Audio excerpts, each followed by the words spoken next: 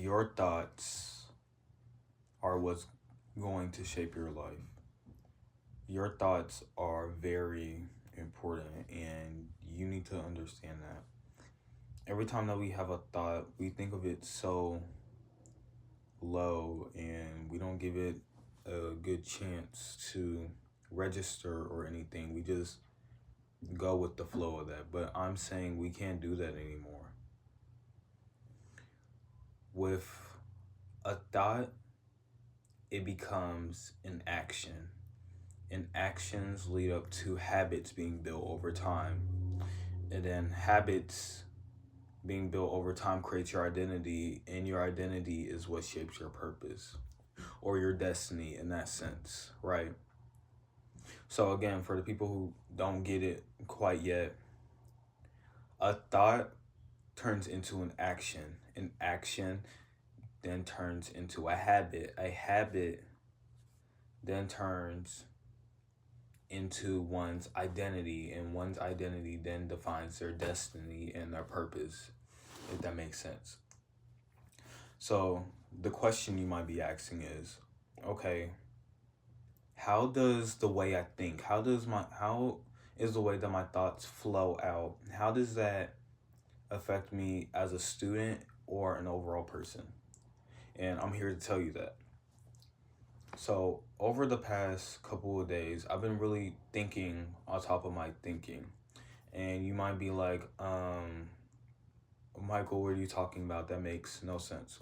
So, I'll elaborate, I'll explain it. So, it's this thing called metacognition, and it's when you think about your own thinking.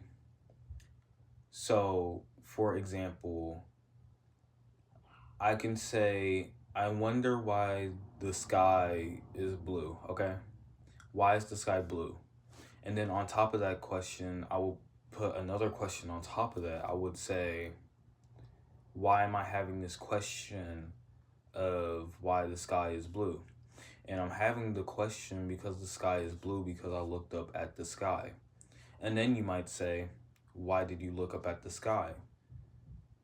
And then you might say, I looked up at the sky because I wanted to. And then you might say, okay, why did I want to look up at the sky? Because I wanted to. And you see, it's a continuous pattern of asking why. That's the biggest point that I'm trying to get. Though that why is literally it's priceless. Because I feel like as a group of people, we don't ask why enough. Why does this happen? Or why does that happen? And so on and so on and so on. And when we start being able to question things like this, that can help us in everyday life. So with school, for example, if I get a bad grade on, well, okay, let's frame it this way. If a student that's not a top student yet, if a student that's not a top student yet says, why did I get a bad grade on this test, assignment, whatever, then we can go through the whys. Like, why is this happening? So, why did you get a bad grade on the test? Got a bad grade on the test because I did not study.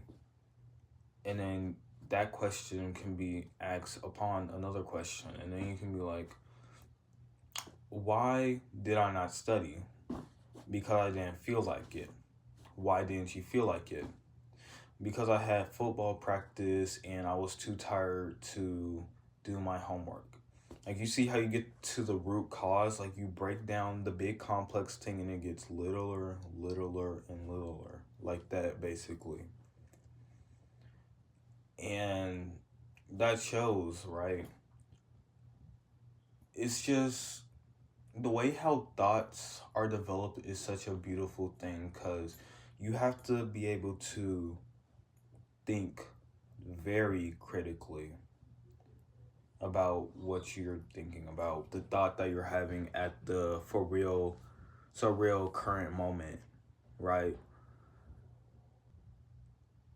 But thoughts can also be expensive as well.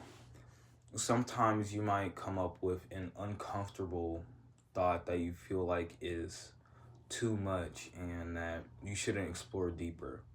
But with that, I want to say explore those harder truths and explore those harder things, because you're practicing and you're training your metacognition, you're training how you want your brain to work. And I feel like that's so valuable and so reasonable and crazy for you to do. Like, that's a massive skill to learn and try. So with that, I'm saying, please try to do metacognition. Try to think about the way how your thoughts form and just observe your thoughts. And I want to say, ever since I started doing this, I feel like I feel my thoughts becoming more prominent in the way of my everyday life. So basically, that's going to be the end of this YouTube video. If you enjoyed this video, I have many more in my YouTube channel. I'm going to keep posting every single day to maximize, my chance on YouTube, and I'll be grateful and, happy to have anyone along the way with me. So, also thank you again for my 37 subscribers. You guys are so cool.